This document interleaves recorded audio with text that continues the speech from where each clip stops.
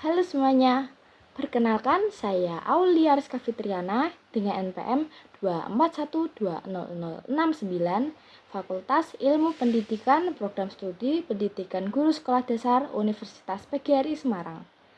Saya akan membacakan cerita yaitu Legenda Batu Gantung.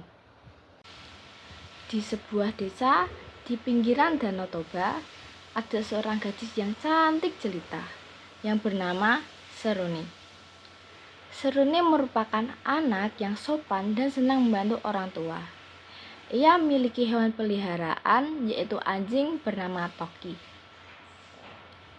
Ayah Seruni selain berladang juga memiliki mata pencaharian sebagai nelayan. Tetapi hasil dari nelayan tadi digunakan untuk berfoya-foya. Di suatu hari karena hutang ayahnya yang terlalu banyak, kerabat ayah Seruni menagih hutang ke rumahnya. "Hutangmu sudah terlalu banyak, harusnya kamu sudah membayarnya sekarang. Jika tidak, putrimu harus menikah dengan anakku." Ayah Seruni bingung. "Tunggu dulu, aku akan bicarakan ini kepada ibu Seruni." "Tidak bisa seperti itu, kau telah berjanji. Kau tahu kan apa akibatnya jika kau melanggar janji ini?" Tanpa mereka sadari, Seruni mendengar percakapan mereka berdua. Toki melihat Seruni yang sedang bersedih mengingat kekasih yang berjanji akan menikahinya setelah pulang dari perantauan. "Seruni, aku pergi dulu. Aku berjanji akan menikahimu setelah aku pulang," ucap sang kekasih. Karena tidak kuat menahan penderitaan jika harus menikah dengan orang yang tidak ia cintai, ia pun berlari menuju tebing tepi Danau Toba sambil berlarian menangis. Toki berulang kali menggonggong kepada Seruni. Ketika sampai di tebing tepi Danau Toba, Seruni terperosot masuk ke dalam lubang yang besar. Ia meminta tolong kepada Toki untuk membantunya keluar, namun Toki hanyalah seekor anjing yang tidak bisa menariknya keluar. "Tolong, tolong, parapat batu!" Tiba-tiba dinding batu mulai merapat dan menghimpit tubuh Seruni. Si Toki akhirnya memutuskan untuk memanggil orang tua Seruni dengan cara menggonggong tanpa berhenti. "Ada apa, Toki? Seruni di mana?" Melihat orang tua Seruni yang paham akan maksudnya, Toki segera berlari menjauh dan diikuti oleh orang tua Seruni.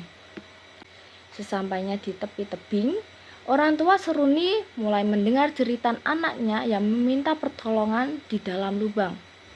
Akan tetapi, kedua orang tuanya tidak bisa menolongnya karena lubangnya terlalu sempit. Ayah Seruni memanggil warga sekitar untuk meminta pertolongan. Sampainya di sana, batu semakin menghimpit badan Seruni. "Pak, lubangnya terlalu dalam dan tidak tembus cahaya. Aku hanya mendengar sayup-sayup suara anak kita yang berkata, 'Parapat, parapat batu.'" Tanpa berpikir panjang, ayah Seruni memutuskan untuk masuk ke dalam lubang. Namun, dihentikan oleh warga setempat. "Jangan gegabah, Pak. Lubangnya itu terlalu berbahaya." Ayah Seruni mengurungkan niatnya. Namun, tiba-tiba batu mulai berguncang dan membuat lubangnya perlahan merapat dan tertutup.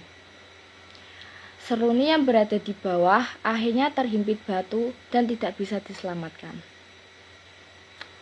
Setelah guncangan berakhir, di bawah lubang yang sudah tertutup, muncul sebuah batu besar yang menyerupai tubuh gadis.